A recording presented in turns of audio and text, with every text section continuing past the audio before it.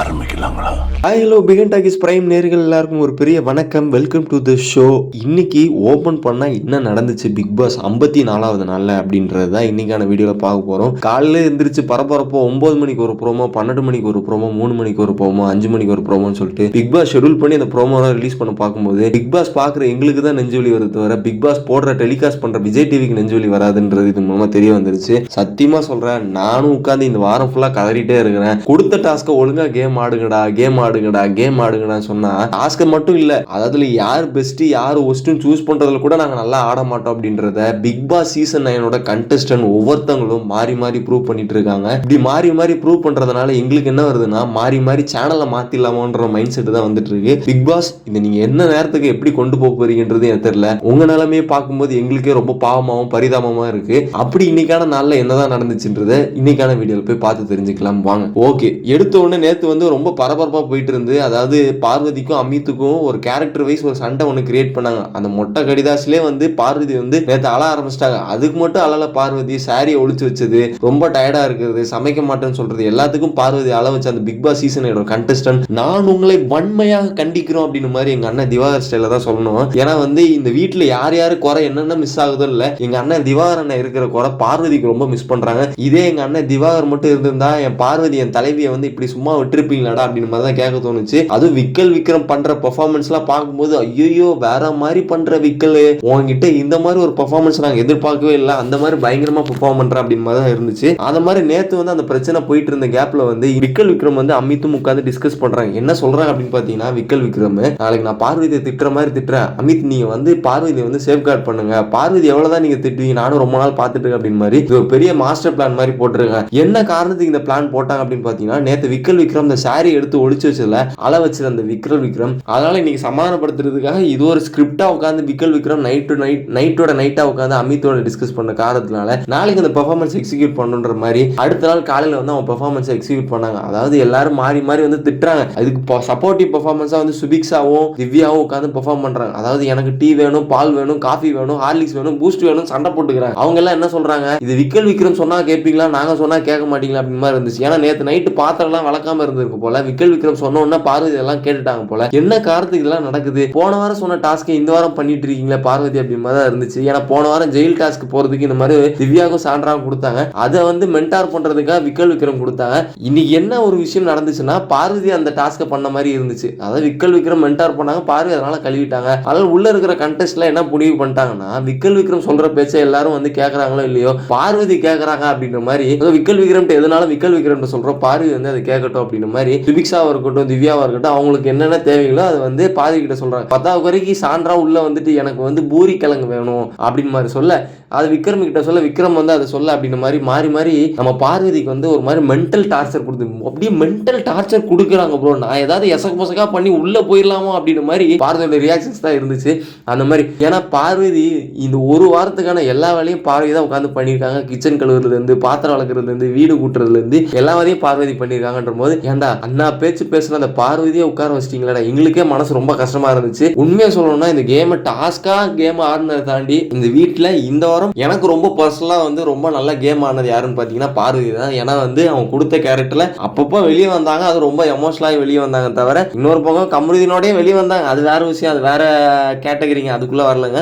என்ன ஸ்டூடெண்ட்ஸ் எப்படி மெயின்டைன் பண்ணணும், சாப்பாடு எப்படி கொடுக்குன்றது ரொம்ப அழகா பார்வதி கேம் ஆடினாங்க. அப்படிதான் காலையில வந்து விக்கல் விக்ரம் வந்து மென்டல் ட்ரிகர் பண்ணாங்க. அமித் வந்து அப்படிலாம் பண்ணாதீங்கப்பா, நான் என் தலைவி என் வசதி டீச்சருக்கு நான் வந்து சப்போர்ட் பண்ற மாதிரி அந்த ஸ்கிரிப்டை வந்து எக்ஸிக்யூட் பண்ணிட்டாங்க. அவங்க மொத்தம் எதுக்கு பண்ணாங்கன்னு அவங்களுக்கே தெரியல, நமக்கு பார்த்த எமக்கும் எதுக்கு பண்ணாங்கன்றது தெரியல. இன்னொரு பக்கம் பார்வதி பார்க்கும்போது ரொம்ப டயர்டா இருந்துச்சுங்க. ஏன்டா அப்பாவி பிள்ளை பார்வதி ஏன்டா இவ்வளவு டயர்டா இருக்கிறீங்க அப்படின்னு மாதிரி தான் இருந்துச்சு. அதையும் மீறி பார்வதி வந்து அந்த பிக் பாஸ் ரெசிடென்சியல் ஸ்கூலுக்காக அவ்வளோ ஹார்ட் ஒர்க் பண்ணாங்க. அதுக்காக நம்ம சைடு வந்து அவங்களுக்கு ஒரு பெரிய பாராட்டுகளை தெரிவிச்சுக்கலாம். இது ஒரு பக்கம் போயிட்டு இருந்த கேப்ல வந்து வியானா வந்து வழக்கம் போல அவங்க பெர்ஃபார்மன்ஸ் ஆரம்பிச்சிட்டாங்க. அதாவது இந்த வியானா கொடுக்குற பெர்ஃபார்மன்ஸ் எல்லாம் பார்க்கும்போது நமக்கே வந்து ஒரு பக்கம் கிரிஞ்சா இருக்குங்க, ஓவரா இருக்குங்க அப்படின்னு மாதிரி தான் இருந்துச்சு. நடுவில் விக்கல் விக்கிற மாதிரி டென்ஷன் ஆயிட்டேன். வியானா நீ பண்ற விஷயம் சரியே இல்லை, நீ பண்ற அந்த கியூட் வெங்காயம் எல்லாம் எங்களுக்கு கிரிஞ்சா தெரியுது, தயவுசெய்து இதெல்லாம் பண்ணாத அப்படின்னு மாதிரி விக்கல் விக்ரமே டென்ஷன் ஆயிட்டாப்ல. அதாவது விக்கல் விக்ரமே டென்ஷன் ஆக்கிய வியானா அப்படின்னு மாதிரி தான் இருந்துச்சு. நமக்கு வந்து என்ன தோணுச்சுன்னா, ஒரு பக்கம் உங்க கேரக்டர் அப்படி இருந்தா கூட பண்ற விஷயம் ரொம்ப ஓவரா இருந்துச்சுங்க. வியானா இதெல்லாமா நீ பண்ற அப்படின்னு மாதிரி தான் நமக்கு இருந்துச்சு. அந்த மாதிரி ஒரு பயங்கரமான பர்ஃபார்மன்ஸ் இன்னைக்கு கொடுத்துட்டு இருந்தாங்க. காலையில எழுந்திரிச்சோன்னா ரவுடித்தனமா சுத்துறது, அதை பண்றது என்ன இதை பண்றன்ற கேப்ல வந்து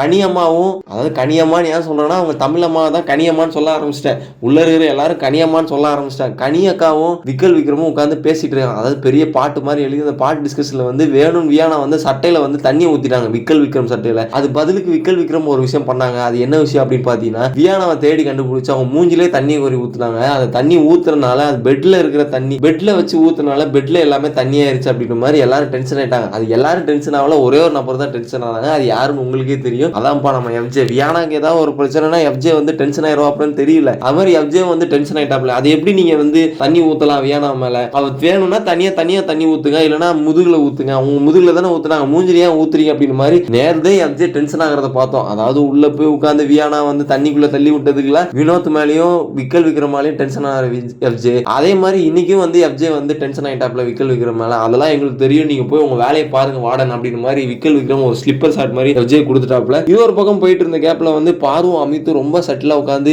உங்களுக்கு எந்த ஹெல்ப் வேணாலும் சொல்லுங்க, நான் பண்ற வசந்தி டீச்சர். உங்களுக்கு நிறைய பேர் காயப்படுத்துறாங்க புண்படுத்துறாங்க தெரியும், அதனால அதெல்லாம் நீங்க எதுவுமே யோசிக்காதீங்க, உங்களுக்கு எந்த ஹெல்ப் வேணாலும் நான் அதை பண்ணி கொடுக்குறேன் அப்படின்னு மாதிரி தான் ஒரு விஷயம் வந்து போயிட்டு இருந்துச்சு. பார்க்கும்போது என்ன மனுஷன் நேற்று ஒரு பெர்ஃபார்மன்ஸ் போட்டாங்க, உங்களை நம்பவே முடியல, உன்னை ட்ரஸ்டே பண்ண மாட்டேன் அப்படின்ற மாதிரி அமித் கொடுத்தாரு பெர்ஃபார்மன்ஸ்க்கும் இன்னைக்கு பண்ண பெர்ஃபார்மன்ஸுக்கும் சம்பந்தமே இல்லாத மாதிரி தான் இருந்துச்சு. எனிவே அந்த டாஸ்க்கை உருப்படியா ஆடினாங்கன்னு பார்த்தா அது நாங்க பண்ணவே மாட்டோம், எங்க சரித்திரத்திலே பண்ண மாட்டோம் அப்படின்ற மாதிரி இருக்கிற எல்லா கண்டஸ்டும் பண்ணிட்டு இருந்தாங்க. இல்ல பெஸ்ட் ஒஸ்ட் வேற சூஸ் பண்ணி வேற கொடுத்துட்டு இருந்தீங்க பிக் பாஸ். எங்களால நெஞ்சு வலியே வந்துருச்சு பிக் பாஸ். ஏன் பிக் பாஸ் இந்த மாதிரிலாம் பண்றீங்கன்ற மாதிரி கேட்க தோணுச்சு. இது ஒரு பக்கம் போயிட்டு இருந்த நேரத்தில் வந்து மதிய நேரம் வந்தாச்சு. மதிய நேரம்னால உணவு உண்றது ஒரு விஷயம் பெரிய விஷயமா இருக்கும். ஏதோ பீட்ரூட்ல ஏதோ உப்புமான்ற பேர்ல ஒன்று பண்ணாங்க. நமக்கே பார்க்கும்போது என்னடா பீட்ரூட்ல எல்லாம் உப்புமா பண்றீங்களா அப்படி மாதிரி இருந்துச்சு. உள்ள இருக்கிற அந்த 10 பேருக்கு வந்து அந்த பீட்ரூட் உப்புமா சாப்பிடவே முடியல. முதல்ல விக்கல் விக்ரம் ஆரம்பிச்சிட்டாங்க, எனக்கு ஏதாவது சைடிஸ் கொடுங்க வாடனம்மா அப்பதான் நான் சாப்பிடுவேன் அப்படின்னு மாதிரி முட்டை சைடிஸ் அதாவது ஆப் பாயில் போடுங்க. சரி வேற யாருக்கு வேணுமோ எல்லாரும் டப்பு டப்புன்னு மாறி மாறி கையை தூக்க ஆரம்பிச்சிட்டாங்க. எனக்கு பார்வதி பார்க்கும்போது ரொம்ப பாவமா இருந்துச்சு. ஏன்டா ஒரு ஆளா உட்காந்து பண்ணிட்டு இருக்காங்க. ஏன்னா எஃப்ஜேக்கு வந்து கையில அடிப்பட்ட காரணத்தினால எஃப்ஜே வந்து வேலை பார்க்க மாட்டாப்ல. அவர் கிச்சன் வேலை தான் பார்க்க மாட்டாப்ல, மற்ற எல்லா வேலையும் பார்ப்பாப்ல. நமக்கு தெரியும் பார்வதிக்கு எந்த சப்போர்ட்டும் பண்ண மாட்டேன் அப்படின்ற காரணத்தினால பார்வதி உட்காந்து தனியா எல்லாருக்கும் ஆப் பாயில் போட்டுட்டு இருந்தாங்க. மனசு ரொம்ப சம்பளம் ஆயிடுச்சு. இதுக்கு நடுவில் விக்கல் விக்ரம் மாதிரி டென்ஷன் ஆகிட்டு என்ன ஒரு பெர்ஃபார்மன்ஸ்னா விக்கல் விக்ரம் கொடுக்குற பெர்ஃபார்மன்ஸ் எனக்கு சாப்பாடே வேண்டாம், முட்டையும் போட்டு கொடுக்க வேண்டாம் ஒன்றும் போடும். ஏன்னா வந்து பார்வதி அப்பதான் சாப்பாடு உட்காரும் போது வந்து எனக்கு ஆப்பாயில் வேணும் ஆம்லேட் வேணும்னு கேட்டுட்டு இருந்தாங்க. எனக்கு புரியுது, ஓகே கேரக்டரா இருந்து நீங்க இதெல்லாம் பண்றீங்க, அந்த பிள்ளையும் ஒரு மனுஷி தானடா, அந்த பிள்ளையும் சாப்பாடு விடுங்கடா அப்படின்ற மாதிரி தான் இருந்துச்சு. பாவமா இருந்துச்சு பார்வதி பார்க்கும்போது. கோமா பார்வதின்னு பேர் வைக்கிறது போல இந்த வாரம் பாவம் பார்வதி அப்படின்ற மாதிரி பேர் வச்சிடலாம் போல. அவ்வளவு பாவமா ரியாக்ட் பண்ணிட்டு இருந்தாங்க. ஆனா இதுல இன்னொரு விஷயம் நோட் பண்ணினா தெரியும், பார்வதி எந்த இடத்துலயும் ட்ரிகர் ஆகாம ரொம்ப அமைதியா ரொம்ப செட்டில் இப்படிதான்டா பண்ணுவீங்க, 54 நாளும் இப்படிதான் பண்ணிட்டு இருக்கீங்க, பரவாயில்ல பண்ணிட்டு போங்கடா அப்படின்னு மாதிரி பார்வதியோட ரியாக்ஷன்ஸ் இருந்துச்சு. ஓகே ஒரு வகையில பார்வதியை வந்து பாராட்டலாம்னு நினைக்கிறேன். இந்த முட்டை பிரச்சனை முடிஞ்சுமான்னு பார்த்தா முடிஞ்சிருச்சு. ஆனா தனியா உட்காந்து வியானா வந்து முட்டை சாப்பிட்டுட்டு இருந்தாங்க. எப்போ அப்படின்னு பாத்தீங்கன்னா எக்ஸிபிஷன்ன்றது ஒரு விஷயத்துக்கு வந்து கிளம்பிட்டு இருந்தாங்க. அதுவும் ட்ரெயின் பிடிச்சிட்டு ட்ரெயின்ல இருந்து பிக் பாஸ் சீட்ல இருந்து அதுல ஆக்டிவிட்டி ரூமுக்கு ஒரு ட்ரெயின் மாதிரி ஃபார்ம் பண்ணி பண்ணிட்டு இருந்தாங்க. அதுக்கு வியானா வந்து அந்த ட்ரெயின்ல ஏத்த மாட்டேன்ற மாதிரி பிரஜின் அதாவது ஸ்கூலோட பிரின்சிபல் வந்து சொல்லிட்டாங்க, நீ வந்து டிசிப்ளின் மெயின்டைன் பண்றது கிடையாது, எதுவும் மெயின்டைன் பண்றது கிடையாது, உனக்கு எக்ஸிபிஷனும் கிடையாது வாஷ் பேஷனும் கிடையாது, ஒழுங்கா வீட்டுல போய் உட்காருமா ஹாஸ்டல்ல போய் உட்காருமா அப்படின்னு மாதிரி சொல்ல வியானா அதுக்கு மூஞ்சி தூக்கி வச்சுட்டு என்ன எல்லாத்துலயும் ஒதுக்குறீங்க, மேக்கப் போட விடுறீங்க, இதுலயும் ஆமா நீ பண்ற பர்ஃபார்மன்ஸுக்கு உனக்கு எக்ஸிபிஷன் ஒரு கேடா அப்படின்னு மாதிரி இருந்துச்சு. கடைசியில ஆப் ஆயில் சாப்பிட்டு தனியா உட்கார வச்சிட்டாங்க வியானா. எல்லாரும் ட்ரெயின்ல எக்ஸிபிஷன் கிளம்பிட்டாங்க. பார்வதிக்கு எல்லாம் டாட்டா சொல்லிட்டு எக்ஸிபிஷன் உள்ள போறாங்க. பிக் பாஸ் எனக்கு தெரிஞ்சு இந்த வாரம் டாஸ்க் எல்லாம் நோட் பண்ணிக்கலாம் தெரியும். பிக் பாஸ் கொடுத்த ஒரே ஒரு டாஸ்க் இந்த எக்ஸிபிஷன் டாஸ்க் மட்டும் தான். அட்லீஸ்ட் அதுல ஏதாவது ஒன்று உருப்படியா பண்ணுங்கடா அப்படின்னு மாதிரி பண்ண விட்டாங்க. அதையும் பிக் பாஸே எங்களாலே பார்க்க முடியல, கட் பண்ணி தூக்கிட்டாப்ல. அந்த மாதிரி அந்த எக்ஸிபிஷன்ல என்ன நடந்துச்சுன்னா பழைய சீசன்ல இருக்கிற கண்டஸ்டன்ஸ் போட்டோ எல்லாம் போட்டு அதுல டீச்சர்ஸ் எல்லாருமே எக்ஸ்பிளைன் பண்ணுவாங்க, இது ஏன் இவங்க பண்ணாங்க இப்படி பண்ணாங்க அப்படின்னு மாதிரி அது ஒரு எக்ஸ்பிளனேஷன் போச்சு. ஜாக்லின் மூஞ்சை காமிச்சாங்க. ஜாக்லின் வந்து கனியாக்கா வந்து ரொம்ப பாராட்டி புகழ்ந்து பேசுனாங்க. ஐயோ ஜாக்லின் மாதிரி ஒரு கண்டஸ்டன் கிடைக்கிறது ரொம்ப கொடுத்து வச்சிருக்கணும், ஜாக்லின் வந்து அந்த அவார்டு வாங்குறன்ற பேர்ல வந்து ஸ்கூல்ல படிக்க முடியாத ஒரு சிச்சுவேஷன் போயிருச்சு அப்படின்னு மாதிரி ஒரு பெரிய புகழ்ச்சி வஞ்ச புகழ்ச்சி அணி மாதிரி தான் இருந்துச்சு கனியாக்கா புகழ்றத பார்க்கும்போது. இன்னொரு பக்கம் ஓவியா ஜூலி அதாவது ஃபர்ஸ்ட் சீசன் நடந்த அந்த ரெட் கார்பெட் பிடிச்சி ஓவியா வந்து இழுப்பாங்க, அந்த கதையை உட்காந்து எக்ஸ்பிளைன் பண்ணிருந்தேன். ஒரு கட்ட வரைக்கும் தான் பிக் பாஸ் பார்த்தாரு, சத்தியமா என்னாலே முடியல அப்படின்னு சொல்லிட்டு பிக் பாஸை கட் பண்ணி தூக்கிட்டாப்ல. ப்ரோமோல பார்த்த விஷயம் கூட எபிசோட்ல வந்திருக்காது, அந்த மாதிரி தான் இருந்துச்சு. இது ஒரு பக்கம் போயிட்டு இருந்த கேப்ல வந்து உண்மையிலே பிக் பாஸ் கொடுத்த அந்த எக்ஸிபிஷன் டாஸ்க் தான் பார்க்கும்போது நமக்கு ரொம்ப மொக்க எக்ஸிபிஷனா இருந்துச்சு. அதாவது பிக் பாஸ் நல்ல டாஸ்க்காக தான் கொடுத்தாங்க. இதே வேற ஏதாவது கண்டஸ்டன்ட் இருந்தா ரொம்ப ஜாலியா பண்ணிருப்பாங்க. போட்ட வாத்தியாரும் சரியில்லை, உள்ள இருக்கிற ஸ்டூடெண்ட்ஸும் சரியில்லைன்ற மாதிரி தான் இருந்துச்சு. அந்த மாதிரி தான் ஒரு பக்கம் போயிட்டு இருந்துச்சு. பிக் பாஸ் உடனே லிவிங் ஏரியால வாங்க அப்படின்னு எல்லாரையும் கூப்பிட்டோன்னா வினோத் வந்து ஸ்விம்மிங் பூல்ல குளிச்சிட்டு இருந்த ஒரே ஆளு டப்பு டப்புன்னு வேகமா உள்ள இருந்து ஹால கடக்குறாப்புல, கிச்சனை கடக்குறாப்புல, பெட்ரூம்குள்ள கடக்குறாப்புல, பாத்ரூம்குள்ள போகும்போது டப்புன்னு வலிக்கு அடிச்சு விழுந்துட்டாப்புல. உள்ள யாருமே கவனிக்கல. அப்புறம் பிக் பாஸ் குரல் கொடுத்தோன்னா எல்லாரும் ஓடி வந்தாங்க. நமக்கே ஒரு பக்கம் பார்க்க சிரிப்பு வந்தா கூட இன்னொரு மனுஷன் எவ்வளவு கஷ்டப்பட்டு கஷ்டப்பட்டு உழைப்பு போடுறாப்புல, அவருக்காக சிரிக்காம இருக்கணும்ன்ற மாதிரி தான் இருந்துச்சு. லைட்டா எனக்கு சிரிப்பு வந்துருச்சு. பட் அவருக்கு தலையில அடிப்பட்ட காரணத்தினால ஒன்றும் பண்ணல. டாக்டர் போய் பார்த்தாங்க. அன்சீன்ல பாத்தீங்கன்னா தெரியும், பிக் பாஸ் கூப்பிட்டு என்ன டாக்டர் கிட்டே நக்கலா பேசிட்டு இருக்கீங்களே வினோத், பரவாயில்ல உங்க காமெடி சென்ஸ் அங்கேயும் போடுறீங்க, கொஞ்சம் இங்கேயும் போடுங்க அப்படின்னு மாதிரி பிக் பாஸ் உட்காந்து பாராட்டிட்டு இருந்தாரு வினோத். அன்சீன்ல பார்த்துட்டு தான் தெரிஞ்சிருக்கும். இது ஒரு பக்கம் போயிட்டு இருந்த கேப்ல வந்து பெஸ்ட் ஒஸ்ட்ன்ற கண்டஸ்டன்ட் வந்து சூஸ் பண்ணணும். அதாவது பெஸ்ட் டீச்சர் யாரு, பெஸ்ட் ஸ்டூடெண்ட் யாரு, ஒஸ்ட் ஸ்டூடெண்ட் யாரு, ஒஸ்ட் டீச்சர் யாரு அப்படின்ற ஒரு பெரிய கன்ஃபியூஷன்ல வந்து பிக் பாஸ் முடிச்சிட்டு இருந்தாப்ல. அந்த பிக் பாஸ் முடிச்சிட்டு இருந்த கேப்ல நீங்களே சூஸ் பண்ணிக்க அப்படின்ற மாதிரி எல்லாரும் பெஸ்ட் டீச்சர்ன்ற சூஸ் பண்ண ஒரு நபர் யாருன்னு பாத்தீங்கன்னா பிரஜின். சத்தியமா இது எந்த வகையில நியாயம் நீங்களே சொல்லுங்க. மனுஷன் கேரக்டர்ல இல்ல, அப்பப்ப ஏதோ பண்றன்ற பேர்ல ஒண்ணு பண்ணாப்ல. உண்மையிலே எனக்கு தெரிஞ்சு பெஸ்ட் டீச்சர்ன்ற கேட்டகரி அவார்டு யாரு கொடுக்கணும்னா நம்ம அமித் சார் கொடுத்துருக்கணும். மனுஷன் வந்து பயங்கரமா அவர் கேரக்டர்ல கரெக்டா இருந்தாப்ல. எந்த வேலையும் ஸ்ட்ரிக்டா யூனிஃபார்ம் போறதுன்னா ஷூவா போறதுன்னா ஷூவா இல்லைனாலும் ஒரு ஷூவை போட்டு இன்னொரு ஷூவா மாறி மாறி போட்டாப்ல. அதெல்லாம் அந்த இடத்துல பாராட்டு கொடுக்கணும். ஆனா அமித்துக்கு யாருமே வந்து பெஸ்ட் டீச்சர் அவார்டு கொடுக்கல. இன்னொரு வகையில பெஸ்ட் ஸ்டூடெண்ட் யாருன்னு பாத்தீங்கன்னா ரம்யாவா. இது எந்த வகையில நியாயம் தெரியல. ரம்யாக்கு என்ன பண்றாங்கன்னு அவங்களுக்கே தெரியாது, இல்ல பெஸ்ட் ஸ்டூடெண்ட் அவார்டு வேற கொடுத்தீங்க. ஏதோ ஒரு திருக்குறள் சொல்லிட்டாங்க, ஓகே அவங்களுக்கு தமிழ் தெரியாது, கன்னடத்துல இருந்து வந்து இன்னைக்கு ஒரு திருக்குறள் சொன்னாங்க, ஒரு காரணத்தை வந்து நீங்க வந்து பெஸ்ட் ஸ்டூடெண்ட் ரம்யா கொடுக்குறீங்க. ஓகே கண்டஸ்டன்ட் ஆகி நீங்க என்ன சூஸ் பண்ணணும்னு உங்களுக்கே தெரியல. இதுல வேற பிக் பாஸ் வேற சொல்றாரு ஆடியன்ஸ் பெர்ஸ்பெக்டிவ்ல என்ன இருக்கும். ஆடியன்ஸ் பெர்ஸ்பெக்டிவ்ல தான் சொல்றோம். இந்த கேமோட பெஸ்ட் ஸ்டூடெண்ட் வந்து ரம்யாவா, பெஸ்ட் டீச்சர் வந்து பிரஜினா. எந்த வகையில நியாயம் தெரியல. இன்னொரு பக்கம் வந்து பெஸ்ட் பெர்ஃபார்மர் ரெண்டு பேரை சூஸ் பண்ணுன்ற மாதிரி பிக் பாஸ் முடிவு பண்ணியிருந்தாங்க. அந்த பெஸ்ட் பெர்ஃபார்மர் யாரு அப்படின்னு பாத்தீங்கன்னா நம்ம ஆல்வேஸ் தெரிஞ்ச விஷயம் தான், எஃப்ஜே தான் பெஸ்ட் பெர்ஃபார்மரா இருப்பார் அப்படின்ற மாதிரி தெரியும். ஆனா அந்த எஃப்ஜே வந்து எல்லாரும் சூஸ் பண்ணாங்க. இன்னொரு பக்கம் ஒரு விஷயம் நோட் பண்ணினா தெரியும், யாரோ ஒரு ஆள் வந்து வியானா அப்படின்னு மாதிரி சொல்ல, இன்னொரு பக்கம் எஃப்ஜே வந்து சூஸ் பண்ணுவோம். அது எஃப்ஜே கையில தான் இருக்கு. வியானாவை சொன்னா வியானாவை நம்மளையும் ஜெயில தூக்கி போட்டுருவாங்க. நம்ம வேற யார் பேரே சொல்லிடுவோம். ஏன்னா கானவனத் யாருக்குன்னு ஒரு ஓட்டு வாங்கிட்டாப்ல. அதனால வியானாவை சொன்னா வியானா நம்ம கூட வந்துடும், கானவனத் சொன்னா கானவனத் நம்ம வந்துடும் அப்படின்னு மாதிரி எஃப்ஜே ஒரு சில்லி ரீசன் சொல்லி வினோத் இந்த வீட்டில் ஒழுங்கா கேம் ஆடல, ஸ்டூடெண்ட்ஸ் தான் வந்து ஒழுங்கா பெர்ஃபார்ம் பண்ணல அப்படின்ற மாதிரி வினோத்தை டார்கெட் பண்ணி வினோத்தை வந்து ஜெயிலுக்கு அனுப்பிச்சிட்டாங்க. இது எந்த வகையில நியாயம்ன்றது தெரியல. பிக் பாஸ் அட்லீஸ்ட் இவங்க தான் சூஸ் பண்றாங்கன்னு பார்த்தா நீங்க என்ன பிக் பாஸ் அமைதியா இருக்கீங்க? ஏதாவது கூப்பிட்டு நீங்க ஏதாவது கண்டிங்க பிக் பாஸ் அப்படிமா. ஏன்டா நானும் வாரம் கூப்பிட்டு வந்துட்டு சொல்லிட்டு தான் இருக்கேன், கேட்க மாட்டேன் மாதிரி இருக்காங்க. ஆனா இன்னொரு வினோத் வந்து எந்த வகையில ஒஸ்ட் பெர்ஃபார்மர் சூஸ் பண்ணாங்கன்னு தெரியல. ஏன்னா நான் ஒரு விஷயம் நோட் பண்ணி தான் தெரியும், ஏதோ ஒரு விஷயத்த அம்பேத்கர் பேரை யூஸ் பண்ணிருப்பாங்க, அந்த இடத்துல அம்பேத்கர் பேரை வந்து மியூட் பண்ணிருப்பாங்க. ஏன்டா இவ்வளவு வெள்ள தெளிவா பேசின வினோத்தை வந்து நீங்க வந்து ஒஸ்ட் பெர்ஃபார்மர் சூஸ் பண்றீங்களான்ற மாதிரி தான் இருந்துச்சு. அது மட்டும் இல்ல, இன்னைக்குலாம் வந்து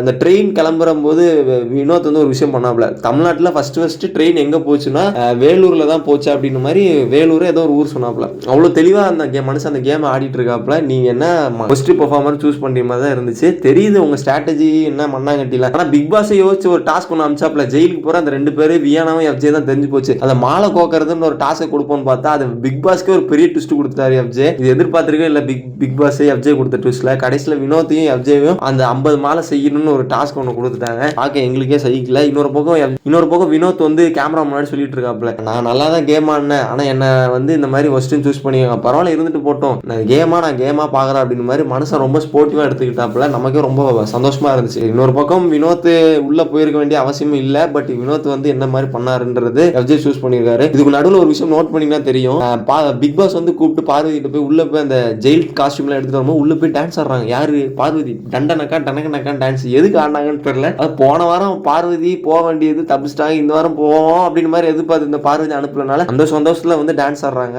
ஆக மொத்தம் இந்த இன்னைக்கு எபிசோட் இவ்வளவுதான் இருந்துச்சு. கடைசியில வந்து ஒரு 8 நிமிஷம் வந்து ப்ரமோஷன் கண்டென்ட் வந்து பிக் பாஸ் முடிச்சிட்டாங்க. எனக்கு புரியுது உங்க வேதனை வழியெல்லாம். வெளியில வந்து அவ்வளவு விஷயம் நடந்துட்டு இருக்கு. 8 நிமிஷம் ப்ரமோஷன் வச்சா இவங்க ஏதாவது கண்டென்ட் ஏத்தலாம் பாத்தீங்க, நடக்கவே நடக்காது அப்படின்னு மாதிரி இவங்க நின்றுட்டு இருக்காங்க. நான் தலையிலாதான் குதிப்புன்ற மாதிரி குதிக்க ரெடியா இருந்துட்டு இருக்காங்க. ஆக மொத்தம் இவங்களை வச்சு ஒன்னும் பண்ண முடியாதுன்னு பிக் பாஸ்க்கு எண்ணி முத நாள்லே தெரிஞ்சு போச்சு. பொறுத்திருந்து பார்க்கலாம் எண்ணி வரப்போற 40 நாள் என்ன நடக்க போகுது அப்படின்னு சொல்லிட்டு. நாளைக்கு வீக்கெண்ட் எபிசோட்ல சேதனா யார் எங்க மாதிரி டர்ன்னு கிளிக்க போறாருன்னு பார்ப்போம். போன வாரம் பிரஜினை கிழிச்சதே இந்த வாரம் பிரஜின் ரொம்ப சைலண்ட் ஆயிட்டாப்ல. இந்த வாரம் யாரை கிளிக்கிறாருன்றதை பொறுத்திருந்து பார்க்கலாம். இன்னைக்கான எபிசோட் எப்படி இருந்துச்சு, இன்னைக்கான வீடியோ எப்படி இருந்துச்சுன்னு மறக்காம சொல்லிட்டு போங்க. தேங்க்யூ ஸோ மச் ஃபார் வாட்சிங்.